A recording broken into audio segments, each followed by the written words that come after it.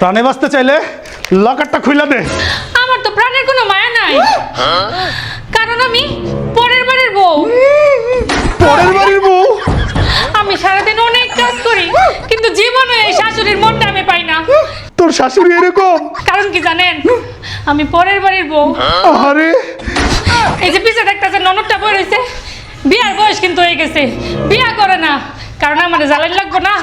কি কস? আমি তার অনেক খেদমত করি, কিন্তু তার আমার প্রতি কোনো টান নাই, কারণ আমি পরের বাড়ির বউ। থাম থাম, আর কইস না। আর এই যে আমার জামাইটারে রাখছেন না, এই সারা দিন রাতে সব ফরমাইশ করি আমি, কিন্তু ভাল লাগে মানুষের বউরে, আমারে ভাল লাগে না। কারণ কি জানেন, আমি নিজের বাড়ির বউ। আরে বাপের মা জামাইটা এরকম?